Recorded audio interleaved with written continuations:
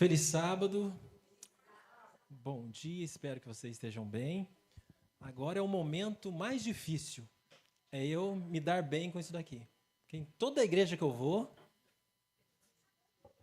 vamos lá, primeiro tem que, me ajuda aqui, primeiro tem que ligar, isso. Já foi. Já foi? Ok, muito obrigado, vai colocar os slides ali. Nós vamos fazer hoje um exercício de imaginação.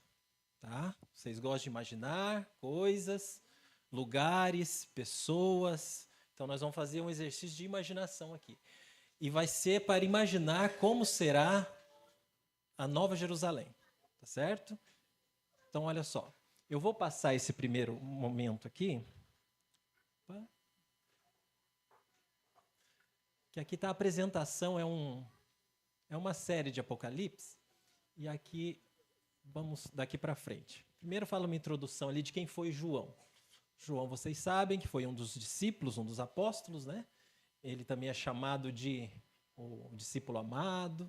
Foi o único que não foi assassinado. Então, primeiro ali tem uma introdução sobre João, mas nós vamos focar aqui na visão que ele teve em Apocalipse. Em Apocalipse ele teve várias visões. Visões até estranhas de cavaleiros e bestas e guerras e trombetas e fim do mundo, mas nós vamos focar na visão mais reluzente, que é a Nova Jerusalém, ok? Aí vocês vão poder abrir a Bíblia, claro, em Apocalipse 21, ou podem acompanhar aqui também, porque os versículos estarão todos aqui, tá bom? Mas só para deixar claro aqui, não foi 10 anos não, foi 2 anos atrás, tá? Que a gente teve aqui. Foi 2 anos atrás. Por isso que o Veres lembrou rapidinho, né? Foi 2 anos atrás, foi em 2023. Ok? Foi a última vez que estivemos aqui. Eu sou de Ubatuba, tá certo? Mas de vez em quando eu acompanho o quarteto, tá certo? E hoje eu ainda tive que cantar. E cantar é mais difícil do que pregar, tá? Eu gosto mais de pregar. Mas então é um prazer mais uma vez estar aqui. Igreja pequena, eu gosto mais de igreja pequena do que igreja grande. A gente se sente mais acolhido, parece que está mais pertinho. Na lição a gente comenta melhor, não tem tanta vergonha. Igreja grande, embora tenha as salas divididas, mas não sei, eu não gosto muito. Tanto é que Ubatuba eu frequento a menor igreja. A minha igreja de Ubatuba é metade dessa. Ubatuba tem 7 igrejas e a minha é metade dessa, é a menorzinha, tá? Muito bem, acharam em Apocalipse? Estão prontos? Então vamos fazer um exercício de imaginação e vamos imaginar como será a Nova Jerusalém, né? Então vamos lá. Diz Apocalipse 21 que quando João viu a cidade descer, também o anjo deu a medida para ele, tá certo? E diz que a cidade era quadrangular. O seu comprimento era igual à largura. E mediu a cidade com cana e tinha 12.000 estádios. E o seu comprimento, largura e altura eram iguais. Então, aqui uma coisa já muito interessante. A cidade santa, lembrando que, tem que deixar isso bem claro. Apocalipse, quase 100% de Apocalipse é simbólico, tá certo? Quase 100% de Apocalipse é simbólico. Tem umas porcentagens ali, 3, 4%, que é literal. Então, aqui, não sabemos, até os grandes teólogos aí, não batem o martelo se é literal, se é simbólico, essa medida, tá certo? Mas, sendo literal ou sendo simbólico, nós vamos fazer um exercício de imaginação, tá certo? De imaginação. Então, vamos supor que essa medida seja literal. 12.000 estádios. Só que também não fica claro se esse 12.000 estádios é todo o perímetro, ou seja, a circunferência dos 4 lados, ou se é de um lado só. Não fica claro no texto. Tá? Mas diz que é 12.000 estádios. Então nós vamos imaginar pela medida menor. Nós vamos imaginar pela medida menor, tá certo? A medida menor, 12.000 estádios, seria o perímetro dela, tá? 3, 6, 9, 12. 12.000 estádios. E diz Apocalipse que a cidade é quadrangular, quadrada, é um cubo. Tanto a largura quanto o comprimento e quanto a altura são iguais. Então, a cidade santa é um cubo, né? Lógico que a gente tem uma noção de cidade hoje, mas tudo que a gente tem noção hoje em dia, para o céu não vale. Correto? Estou falando besteira aqui? Nenhuma, né? Até o apóstolo João disse o quê? Ó, tudo que o coração sentiu, os olhos viu, o cérebro, a mente, nada se compara. Então, as referências que nós vamos usar aqui para poder imaginar, a gente usa porque é referência que a gente tem, mas é tudo fora do comum, é tudo sobrenatural. Então, a cidade que a gente vê hoje, que é plana, tal, tem alguns prédios, alguns edifícios, São José tem um monte e tal, mas aqui diz que é quadrado, é um cubo, então é um pouco diferente já. Muito bem. 12 mil estádios, procurando ali nas enciclopédias ou no Google mesmo, um estádio, na época de João, um estádio romano, equivalia a 185 metros. Um estádio, 185 metros. Então, 12 mil dá 2.220 quilômetros. Então, a circunferência dessa cidade, o perímetro da cidade, tá? Tirando pela medida menor, então teria ali 555 quilômetros cada lado. Cada lado, 555 quilômetros. E aí tem alguns construtores aqui, como Elias, que de repente, se eu falar alguma besteira, pode me ajudar aqui, pode me corrigir. Então, para a gente medir o metro quadrado é o quê? É largura vezes comprimento, não é isso? O medido quadrado, né? Medida quadrada. Se for ao cubo, aí também entra mais uma medida. Então, vamos começar pela medida quadrada, Elias. 555, largura, vezes 555, comprimento. Então, os quilômetros quadrados dessa cidade é de 308.025 quilômetros. Essa é a área, agora já estamos falando de dentro da cidade, é a área da cidade. Aí eu pesquisando na internet rapidinho, só para a gente ter uma noção, tá? São José tem muito mais do que isso, ok? Jacareí também tem um pouquinho mais que isso, mas eu pesquisei ali, o distrito daqui de São José é Francisco Xavier, é isso? Francisco Xavier, é um distrito aqui de São José, né? E segundo o Google, tem mais ou menos isso, o distrito de Francisco Xavier, tá? Ali disse, o Google tem cerca de 310, tá certo? Quilômetros aí quadrados. Então, a cidade santa, pela medida menor, se esse número for literal, ok? Tem, então, a área de São Francisco Xavier. Só que, de repente, a gente pode pensar assim, mas então essa cidade é pequena. Mas é só isso. Lembrando que a gente está falando só da cidade. A gente está falando só da cidade. Tá certo? Tanto no céu quanto na nova terra, porque a cidade vai vir para cá, vai ter as florestas, os campos, as praias e tal, vai ter tudo. Nós estamos falando só da cidade. E também lembrando que a mesma medida que é o comprimento e a largura é a altura. Então, ela tem 555 quilômetros para cima também. Então, a cidade santa é um cubo, 555 quilômetros e para cima também. Então, é ali que a gente já começa a ver, puxa vida, então se João escreveu isso, que a altura também é a mesma, é porque isso é importante. Se não fosse importante, ele não teria escrito. Então, quer dizer que vai caber bastante casas também para o alto. Vai caber. Agora, como isso? Não, aí a gente vai ter que se preparar e tal, né, irmã? Para a gente ir para o céu, para a gente ver. Eu não vou saber explicar, vamos só imaginar, né? Mas é 555 quilômetros para cima também. Olha só, mais uma referência aqui. Eu trago referência do que a gente conhece para ter uma ideia. Esse aqui é o edifício mais alto do mundo. Alguém já foi nesse edifício? Se alguém já foi nesse edifício, eu quero ser amigo, porque é muito caro ir chegar aqui, tá? Muito caro chegar e muito caro... Já foi? Opa! E aí, tudo bom, meu querido? Muito bem. Qual que é o nome desse edifício, então? Ô, garoto, você tem um apelo lá, fala a verdade. Eu tenho um em Ubatuba. Não é ruim não, viu? Agora ele tem... Olha, brincadeira, gente, só para deixar descontraído, tá bom? Então, esse edifício é o mais alto do mundo. Ele tem aproximadamente 800 e tarará, quase 1 quilômetro de altura. Quase 1 quilômetro de altura, tá? É um edifício comercial, não é residencial, tá? Então, ali tem salas, tem restaurante, tem cinema. Vai que tem algum apartamento ali também, né? Nunca fui lá. Mas esse é o mais alto. quantos quilômetros mesmo tem, mais ou menos, esse edifício? Quase 1. E quantos quilômetros tem de altura a Cidade Santa? 555. Então, a Cidade Santa é mais alta, mais 554 quilômetros.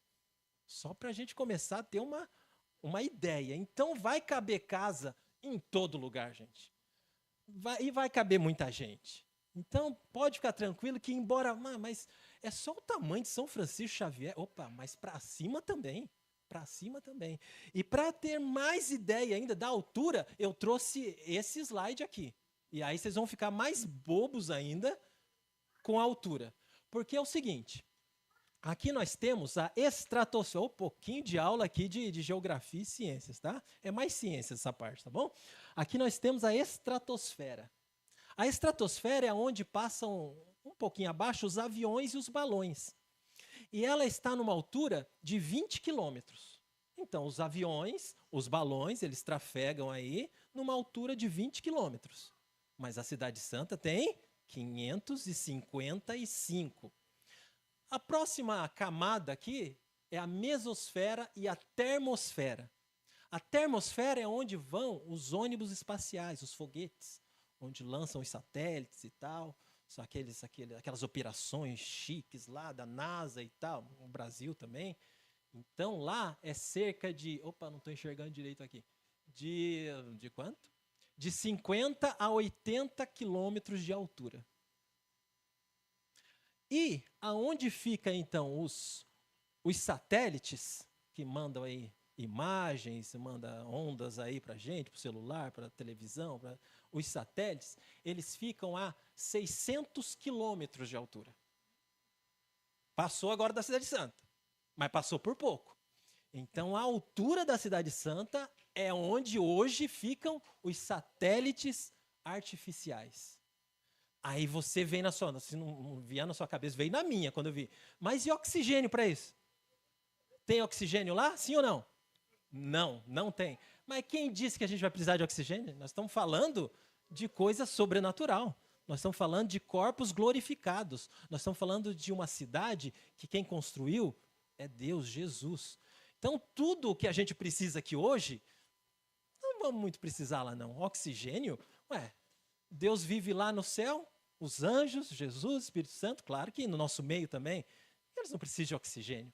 Então, oxigênio não vai ser problema para a cidade, ok? Então, essa cidade é grande. Muito bem. Vamos falar sobre trabalho. Como vai ser o trabalho nessa cidade? Diz em Isaías que eles quem? Os salvos, os redimidos, nós, né? Construirão casas e nela habitarão. Plantarão vinhas e comerão do seu fruto.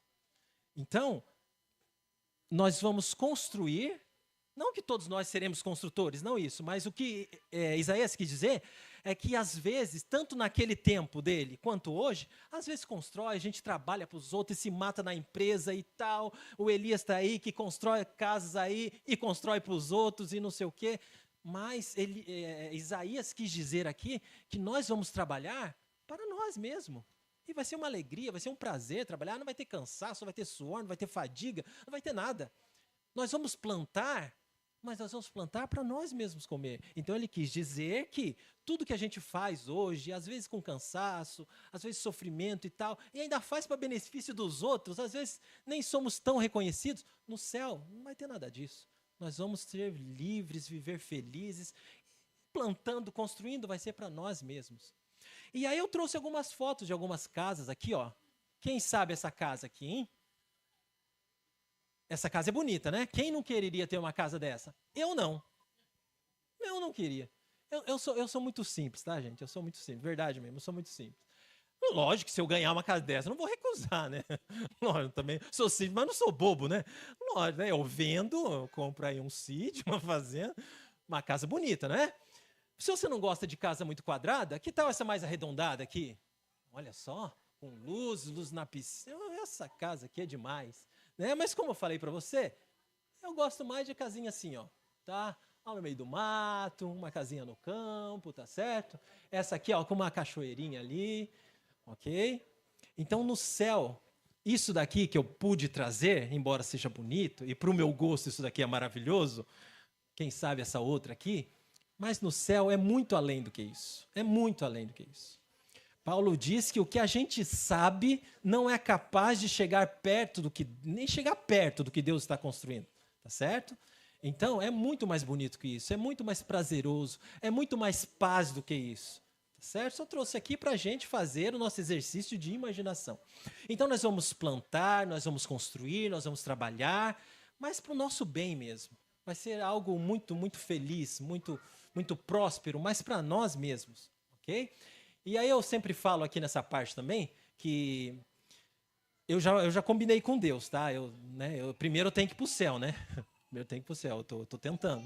Meu tem que ir pro céu. Aí eu já combinei com Deus, o meu anjo da guarda. Todo dia eu falo com o anjo da guarda, ó. Fala lá com Deus. Eu quero uma casinha no campo. Quando eu for pro céu, eu quero uma casinha no campo. Não quero na cidade, não. A cidade vai ser linda, gente, maravilhosa. Ruas de quê? As ruas da cidade? Ruas de ouro, as portas, as casas. Olha, se vocês deixarem, eu visito vocês lá. Mas a minha casinha vai ser no campo. Vai ser lá na floresta, tá? Aqui eu não tenho, lá eu vou ter, tá certo? Como serão os animais? Agora a parte que as crianças bastante gostam aí, ó. Geralmente os pets aí, né? Os animais de estimação. Como serão os animais na nova terra? Diz aqui que a vaca se alimentará com quem? Com um urso. Isso é possível hoje? De jeito nenhum. Foi um dia lá no Éden, mas depois do pecado não teve mais jeito. Os seus filhotes se deitarão juntos. O leão Leão pastando, gente. Não dá nem para imaginar isso, né? Leão pastando. O leão comerá palha com o boi. Hoje em dia eles nem podem se ver. Mas olha só o nível de paz, o nível de tranquilidade, o nível de felicidade. E mais do que isso, diz que a criancinha não vai brincar com gato, cachorro, coelho. Não, também. Mas Isaías quis dizer aqui, para deixar mais impactante, diz que as crianças poderão brincar com quem? Com a cobra, com a víbora, e nada de mal vai acontecer. Olha que lugar sensacional, que lugar fora do comum, que lugar sobrenatural. Estão imaginando? Exercício de imaginação. Exercício de imaginação. Então, claro que eu trouxe aqui alguns slides também. Hoje em dia, é fácil ver isso aqui, ó. Ó, um menininho aí tomando água com o cachorro, um outrozinho contemplando o seu coelho, a menininha dando um beijinho no gato, e até gato de casa, tem gato que às vezes não gosta muito não, tá? Tem gato que vai, tá? Mas tem gato que não gosta muito não. Mas, na maioria dos casos, eles deixam sim. Essa menininha aí, ó, tá até ensinando o cachorrinho a ler. Será que ele vai aprender? Ou ele aprende a ler ou ela aprende a falar uau, né? Uma das duas coisas vai acontecer. O que mais? Olha aqui na comunidade indígena, a realidade deles. Um papagaio, um periquito, uma arara, um tucano, um saguizinho. Olha só, que bonitinho. E os nossos irmãos africanos, as criancinhas africanas? Gosta mais aí de uma cabra, uma ovelhazinha e tal, né? Então, isso daqui é a realidade nossa hoje. Mas, segundo a Bíblia, a realidade do céu vai ser isso aqui. É claro que eu trouxe aqui um monte de montagem, né? Apesar que eu li uma reportagem e disse que isso daí não foi montagem, não. Foi uma família que se mudou para a África e eles gostam muito de animais e pegou o elefantinho quando era mais novo. O elefante cresceu, lógico que a menina veio depois, mas criou um certo carinho aí. Mas no céu vai ser assim. No céu vai ser assim. Isso é montagem, tá? No céu vai ser só no céu mesmo para ser assim, né? Apesar que hoje em dia tem uns doidos meio para tudo, né? Mas no céu vai ser assim, ó. Não importa o animal que você gostar, que o seu filho, sua filha, o neto, não importa. No céu, todos vão ser mansos. E nós vamos poder brincar com todos. Claro que é uma montagem. Claro que é uma montagem. Mas no céu você vai poder fazer isso. Eu gosto mais do tigre. Eu acho o tigre um animal muito bonito, tá? Ele é parente do leão. O leão não acho ele muito bonito, não. Mas no tigre eu vou querer dar um abraço dele. No céu. Aqui não tem jeito. Mas Isaías disse que no céu vai poder fazer isso. Hoje em dia a gente sente arrepio, né? Mas no céu a gente vai poder brincar com as víboras, com as cobras, no ninho da serpente, porque não vai haver perigo. Todos os animais vão ser também glorificados. Aliás, não esses, né? Os animais que já estão, que o Deus está preparando, ok? Então, para as crianças, vocês já podem ensinar, já podem colocar na cabecinha delas que hoje, só pode ter um gatinho, um cachorro, um coelho, mas no céu você pode ter o animal que você quiser. Você pode brincar, você pode ir para a floresta, pode ir para a selva, para onde quiser. No céu vai poder. Agora vamos entrar numa parte um pouco mais teóloga aqui, tá? Esse verso, durante muito tempo, me causou uma certa tristeza, tá bom? Esse verso é muito famoso. Diz João que viu o quê? Um novo céu, uma nova terra, mas que o primeiro céu e a primeira terra passaram e o mar já não existe. Quando eu era pequeno, eu vi muitos sermões e li essa parte, como eu nasci em Ubatuba, sou de Ubatuba, e praia, não é porque eu sou de lá, não, gente. Praia é bonito, viu? Todo mundo conhece praia aqui, né? Já foram para Ubatuba? Sim, Caraguá, São Sebastião, praia é bonito, né? Mas se vocês esqueceram como é uma praia, que tal essa aqui? E é assim mesmo, tá, gente? Lógico, tem umas prainhas meio contaminadas, lá, meio poluídas, tá? Vocês pulam essa, mas Ubatuba tem mais de 100, tá bom? Então tem umas 80, assim, mais ou menos, tá? Praia é isso. E os animais que vivem dentro do mar? Olha que diversidade. E aí, quando eu era pequeno, eu ficava pensando, mas o mar já não existe?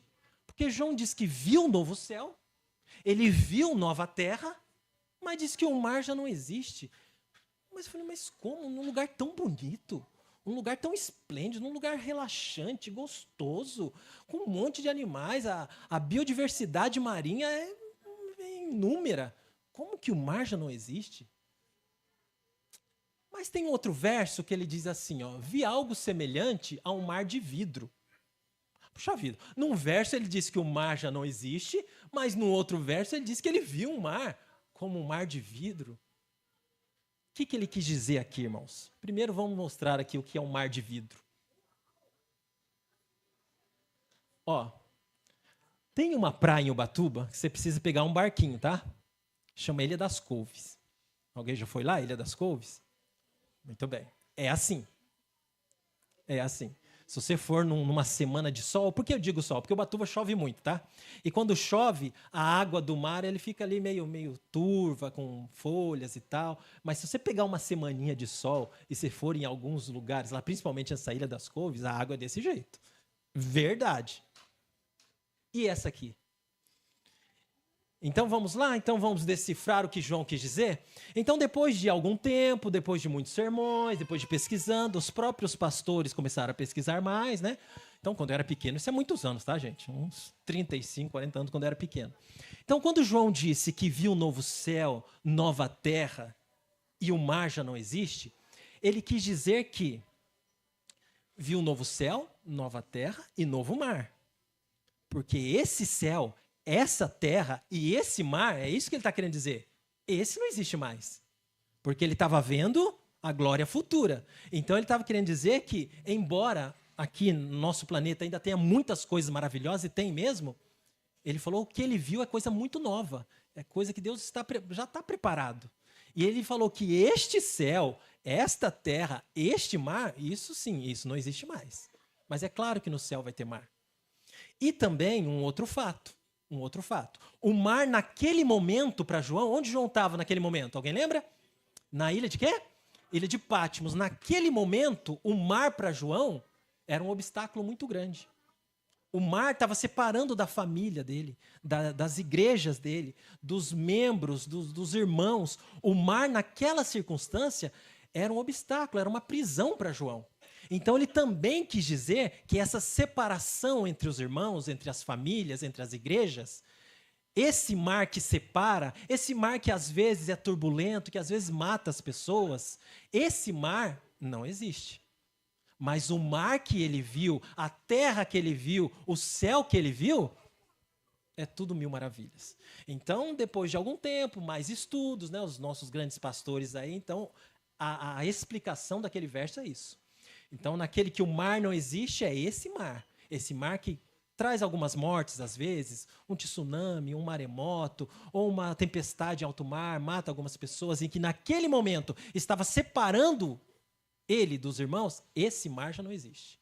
Mas, num outro verso, como nós vimos, o mar que ele viu era de vidro, ok? Então, sim, no céu vai ter mar, um mar muito bonito, muito cristalino, com umas águas bem claras, com toda a biodiversidade toda ali, ok? Muito bem. E agora, neste verso aqui, eu quero chamar a atenção para duas coisas. E trazendo um pouco mais para a parte mais teóloga agora, né? Uma parte mais profunda. Diz aqui em Apocalipse 22, de 1 a 2, se você quiser acompanhar na Bíblia, por favor, se quiser acompanhar no slide aqui, também pode ser. Diz que ele também viu um rio de água cristalino, a água da vida, brilhante como um mar brilhante como cristal, que sai do trono de Deus e do Cordeiro, e no meio da praça, de uma a outra margem do rio, está a árvore da vida. A árvore da vida, um pedaço da raiz dela está de um lado e a outra raiz do outro lado do rio, ok? E que produz 12 frutos. Primeiro tópico que a gente vai estudar aqui. A árvore produz 12 frutos. Também não é claro se ela produz 12 frutos de uma vez ou se a cada mês ela produz um fruto. E lembrando que nós estamos tratando aqui como se fosse literal, ok? Mas, se for também simbólico, isso não vai ao encontro e contra nenhuma doutrina nossa, tá, gente? Literal ou simbólico, isso não vai contra nenhuma doutrina nossa. Tratando-se como literal, diz que a árvore, então, produz 12 frutos de mês em mês. Então, não é claro se é 12 frutos todo mês, ou um mês um fruto, outro mês outro fruto, tá bom? Claro que eu trouxe frutos aqui, e eu trouxe frutos diferentes. Né? Lógico que maçã é gostosa, uma banana, uma melancia, uma manga, um abacate, mas eu trouxe frutos diferentes. Frutos que nem é tanto aqui da nossa parte, aqui do nosso Brasil, do nosso ocidente. Eu só conheço dali a pitaia. E quando... Já faz um tempinho que eu fiz esses slides, era uma série de Apocalipse lá em Ubatuba, né? E quando eu coloquei ali, eu nem conhecia a pitaia, tá? Eu conheci a pitaia bem tarde. Foi esses dias. Então, dali que eu só conheço a pitaia. Alguém conhece outros frutos ali? Diz que... O que? Feijão? Não. Feijão. Esse azul aí, será que é o tal do Bear? Não sei, estou só chutando, tá? Parece, né? Muito bem. Então, trouxe aqui esses 4, com mais 4, 8. Olha só. Esse aqui parece parente do maracujá. O outro, esse verdinho aqui, ó, parece que está passado, mas não está não, viu, gente? É assim mesmo que se come, tá? Aí no site que eu procurei tem o nome deles lá, e lógico que eu já esqueci, né? Mas diz que ali que é a parte, ali que tá bom para comer. Então, tem um outro ali que parece um olho. E os últimos 4 aqui, ó. Esse aqui, o nome dele faz referência à cobra, porque parece, né? A textura parece com uma cobra, né? Eu esqueci o nome, parece que é olho de cobra, alguma coisa assim, tá? Então, esses são os frutos que eu trouxe de diferente. Não sei se na árvore vai dar um desses frutos, tá? Não sei. Tá? Mas eu trouxe esses 12 diferentes. Só para trazer uma cor diferente, uma cultura diferente, tá bom? Então é isso que vai ter na árvore.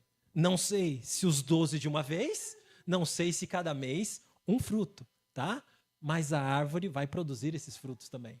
E o segundo ponto que eu quero chamar a atenção aqui, e o que mais me chama a atenção mesmo, o que mais eu gosto muito de profecia, eu gosto muito dos escritos de Ellen White e tal, gosto muito. E esse ponto aqui é muito importante, olha só. No finalzinho do mesmo verso que a gente leu, tá? A árvore vai produzir 12 frutos, e as folhas da árvore, que árvore que é? Que árvore que a gente está falando? Árvore da vida. As folhas da árvore serão para a cura dos povos. Isso também me chamava a atenção. Porque como que as folhas vai servir como cura? Se é cura, é porque alguém está doente. Como que no céu vai ter gente doente? Se a gente aprende desde pequeno, e é verdade que se Jesus vier nos nossos dias, nós vamos ser transformados. Se não, nós vamos ser ressuscitados. E tanto transformados quanto ressuscitados, nós já vamos estar com o corpo incorruptível, glorificado, o corpo dos anjos. Mas que doença é essa, então, de que as folhas vai ser usadas para nos curar? Isso durante muito tempo me chamava atenção. E quem me falou isso foi minha mãe. Minha mãezinha que me explicava isso. Só que a minha mãe tinha um problema muito interessante, que ela lia muito. Eu peguei isso dela de ler, os Espíritos de Profecia. Ela lia muito. Mas quando ela ia ensinar pra gente, eu falava, mãe, mas não está escrito. Ah, não sei. Não está escrito, eu não sei. Mas eu li em algum lugar aí. Ela falava os testemunhos. Eu li nos testemunhos. Eu falei, mãe, mas vamos procurar então. Mas são muitos testemunhos, né? Para deixar mais claro essa questão. As folhas da árvore da vida vai curar os salvos, mas os salvos vão ter alguma doença? Até que então eu achei nos testemunhos. E aí, eu não sei se a mãe, todos os livros de Ellen White ela chamava de testemunho, tá? Todos. Não importava se era Profetas e Reis, O Desejar de Todas as Nações, tá? Os dos jovens, todas falavam de testemunhos. Porém, existem alguns livros que realmente o nome são testemunhos. E a explicação para isso está nos livros que o nome são testemunhos. Então vamos lá. Vamos começar a elucidar essa doença que os salvos vão ter. Só para dar aqui deixar um pinguinho a mais de curiosidade, os únicos salvos que não vão ter essa doença é Adão e Eva. Depois, todos vão ter essa doença aqui, que as folhas vão curar. Uns vão estar mais doentes, outros vão estar menos. Só Adão e Eva que não vai ter essa doença. Então vamos ver que doença é essa. O fruto da árvore da vida no jardim do Éden possuía virtude sobrenatural. Comê-lo produzia vida eterna. Até aí tudo bem, né? Todo mundo sabe disso. Seu fruto era o antídoto da morte. Suas folhas serviam para manter a vida e a imortalidade. Ok. Aqui já entrou um tópicozinho a mais, né? Que as folhas também serviam para manter a imortalidade. Geralmente, quando a gente fala isso, a gente só cita o fruto, né? Mas Ellen White nos elucida e diz que as folhas também eram usadas. Quem gosta de chá, quem sabe, não sei se de repente pode comer crua, né? Mas quem gosta de um chazinho, mas vamos continuar, vamos lá. Não falou ainda que doença era essa. Próximo. Quando Jesus voltar, todos saem do túmulo com a mesma, o quê? Estatura que tinham quando ali entraram. Achamos a doença. A doença que todos nós teremos quando ressuscitarmos é a estatura. E por que isso? Não é. Estou colocando doença aqui só para chamar mais a atenção de vocês, né? Claro que não é uma doença, mas é algo que a folha da árvore da vida vai curar, tá certo? Adão está ali em pé entre a multidão dos ressuscitados e é de grande estatura e formas majestosas, pouco menor que o Filho de Deus. Então Adão e Eva, quando eles foram formados perfeitos, glorificados, com o corpo já perfeito, inclusive a estatura perfeita. Os testemunhos, eu vou fazer que nem minha mãe, né? Se vocês me perguntarem assim, onde está escrito? Eu vou falar o quê? Não lembro. Mas os testemunhos nos diz que Adão tinha aproximadamente quantos metros? 4. Aproximadamente 4 metros. Então nós vamos dar para Eva aí quanto? Uns 3,80? Uns 3,70? Quanto que é 4 metros? Eu tenho quase 2, é um pouquinho maior que isso aqui. Ali? Da viga? 4 metros. E aí, Adão? 4 metros Adão tinha. E vai ter. Então, olha que discrepância vai ser, irmãos. Por isso que eu coloquei aqui como doença, só para chamar a atenção. Mas, na verdade, se continuarmos a eternidade assim, vai ser um negócio meio estranho mesmo. Adão com 4 metros e os esquimós, os pigmeus, 1,20 m, 1 metro. A irmãzinha, não é muito baixa, não. Quanto que a irmã tem? Serve. Então, quem se acha baixinho, tem cura.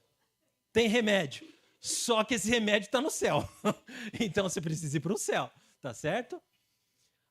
Apresenta assinalado contraste com o povo das gerações posteriores, falando ainda de Adão, da altura de Adão. Sob este único ponto de vista, se revela a grande degeneração da raça humana. Então, realmente ia ficar um negócio meio estranho. Adão altão e alguns poucos, hoje em dia ainda são muito... Quer dizer, hoje o muito alto é 2 metros, 2,10 metros, né? 2 metros perto de Adão é metade, né? Então, e os menorzinhos? Todos, porém, vão surgir com vivacidade e vigor de eterna juventude, mas com a estatura que tem hoje, que morreu, ok? Porém, todos os defeitos e deformidades são deixados no túmulo. Quando formos restabelecidos à árvore da vida, no Éden, há tanto tempo perdido, os remidos crescerão à estatura completa da raça em sua glória primitiva. Amém? Amém. Então, esse versinho que está em Apocalipse, que dizia que as folhas são para a cura das nações, é explicado nos testemunhos. E neste caso aí, o grande conflito. Então, está lá bem explícito no grande conflito. Este é o único ponto que mostra a degeneração que teve a raça humana. Porque quando sairmos do túmulo, ou Jesus vier nos glorificava, tudo vai estar perfeito, menos a estatura.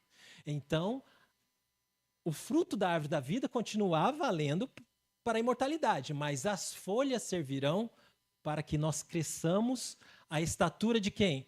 Da glória primitiva da raça humana, ou seja, de Adão e Eva.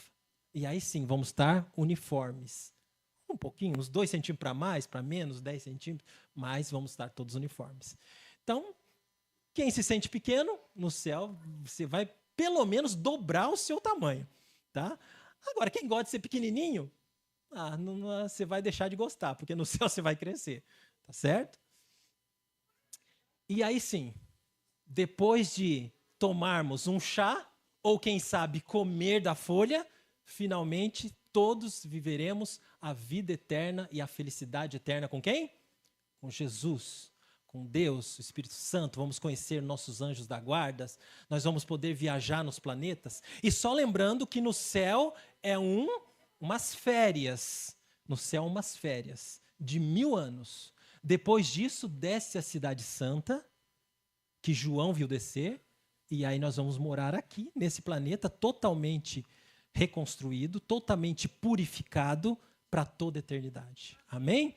Eu vou convidar todo mundo para cantar aqui. Nós vamos fazer algo inédito agora. Chama as meninas também, vem as meninas, vem os... Vamos cantar. Nós vamos cantar tudo junto.